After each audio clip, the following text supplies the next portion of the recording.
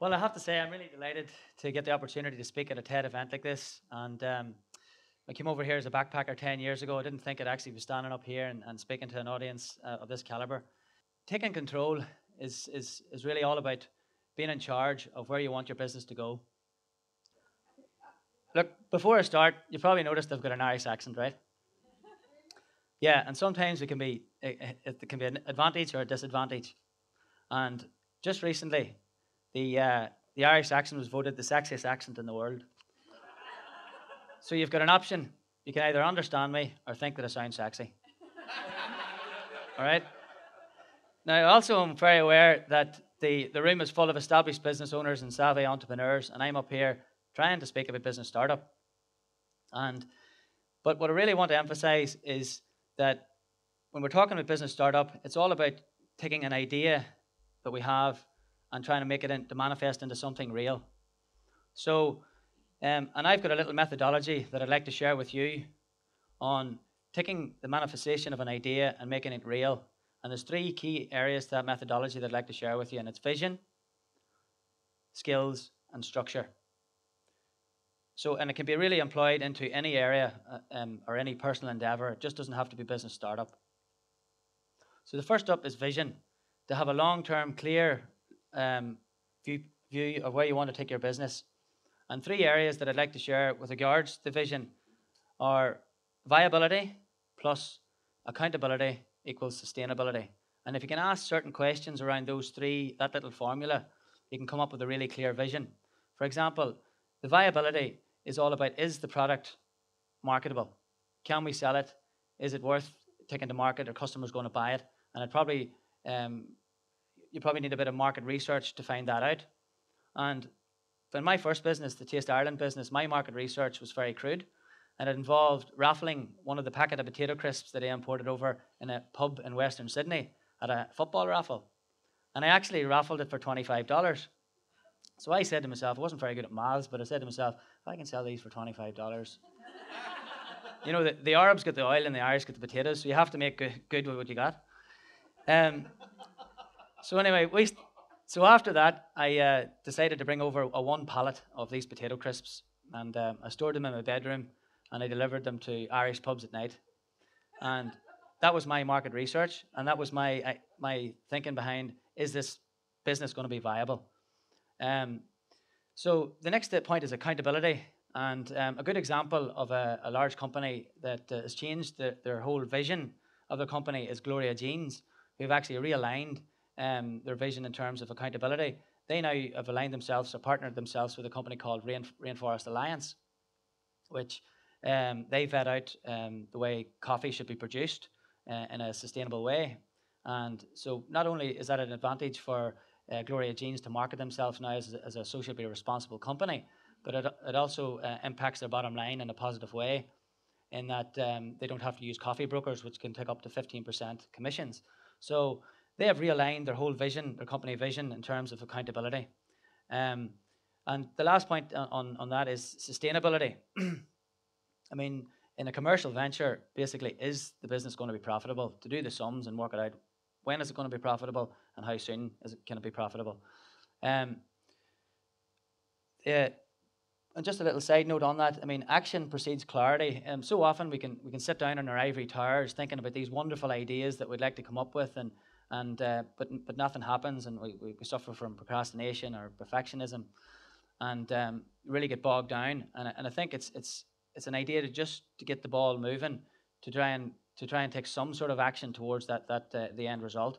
And I remember as a backpacker, and I was in DarlingHarbour actually, and I said to myself, I'd love to represent 3 or 4 Irish companies here in Australia and stay here. I don't want to go back home. I like it here. And that's what I've done. And little things start to get into motion once I actually declared that. And I started working hard in construction from 12 hours a day to gather money to save for my first container to bring it over here, and then start the ball moving. So little things. So don't get bogged down in actually having this crystallized vision of your business that is going to be picture perfect, and actually take small steps towards it. It's all about taking control of your vision. Your own skills, knowing your own weaknesses can be your greatest strength. So what I mean by that is basically from an entrepreneur or business person, a business owner's point of view, if you actually know your weaknesses, you can then outsource, delegate, and hire those, so you can actually spend time, leverage your time a lot better working on your strengths, and your business will grow in relation to that.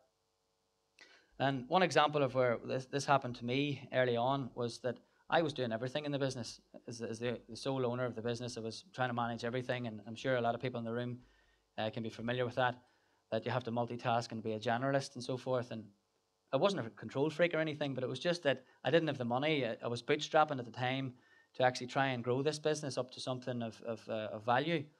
And so I used to actually do the deliveries as well in Sydney. I used to deliver to the pubs and the shops and everything, and the marketing and you name it. And I actually lost my driver's license through speeding fines and parking fines. Not drinking, by the way.